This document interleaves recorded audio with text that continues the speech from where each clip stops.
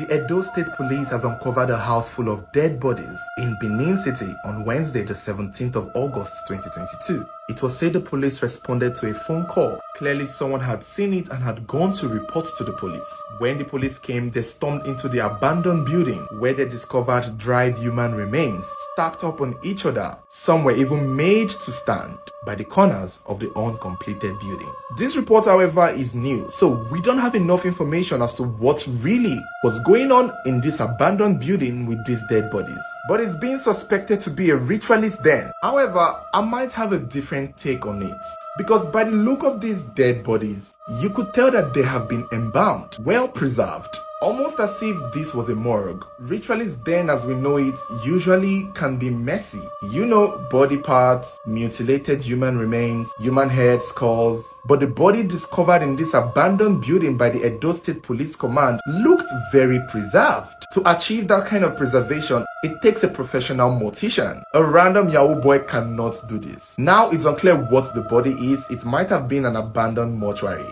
Or if that's not the case, there is a chance that maybe the people involved in the so-called ritualists as suspected may have gotten the bodies from a mortuary, probably those ones that have been unclaimed. I don't believe these people were killed here by the suspected ritualists because the police was said to have arrested one suspect. And I guess this was a suspect they saw in the house when they came to raid it. And in the video you could see that there was a foam and a pillow amongst the dead bodies, amongst the deceased people, which made the crowd suspect that whoever was sleeping in the foam in the midst of these dead people might be a ritualist. And I guess this was the guy that they caught there, so maybe he's the one they believe is the ritualist. Again, the behavior is odd. If someone was sleeping with these dead people, of course I can see why people would believe this is a case of money rituals. And it sure does make sense, although not in the way we would have expected money rituals to be when it involves dead people. Or maybe this is one of those instances where the ritualist is expected to spend a specific amount of time sleeping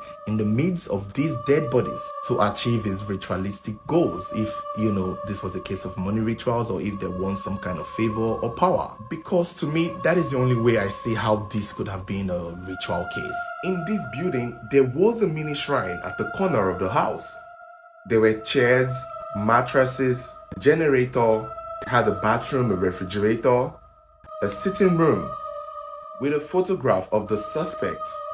I guess the presence of the shrine in the house is what is making it seem as though this must be a ritualist something. In my opinion, I feel this is a morgue turned into a shrine somewhat. Again, like I said, the police do not have all the information yet.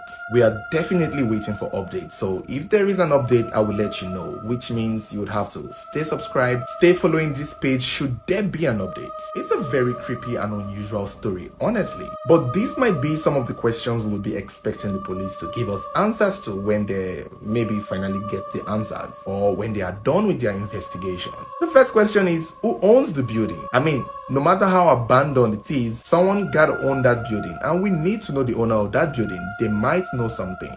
And looking at the dead bodies, like I've said, they looked preserved. They looked like they were embalmed, chemically embalmed by a professional mortician. So we need to know where they came from. Did they come from a morgue? And if they did, which mortuary released this dead body to be used for these kinds of atrocity? Or did that building used to be a morgue? Because if that building used to be a morgue and it was abandoned, obviously if there are unclaimed bodies there, the bodies will be left there and maybe turned into a ritualist den, like we suspect this is the case. Another thing the police would have to explain is who that guy is and what is his story. What is he doing there? Who sleeps in that building? Because there are foams there, there's a stabilizer there, there's a pillow there, bed sheets there. Clearly someone is living there amongst the dead. And we need to know what's up with that. We need to know what that means. We need to know who he is and why the person is doing it. And hopefully if the police do have time, they should tell us about the deceased people there. Who are they? Where they came from? If they have any loved ones. Because there are a number of them there. A whole number of them. Hopefully these deceased people can be identified because a lot of their features are still preserved. So clearly their loved ones, if they had any, would be able to identify them. I guess now we'll just have to wait for the updates. But before then, let me know what you guys think. Do you guys think this must be a ritualist den? Or do you think this was just an abandoned morgue turned into a playhouse for crazy people? Or maybe we're overthinking this, or maybe it's more than it is.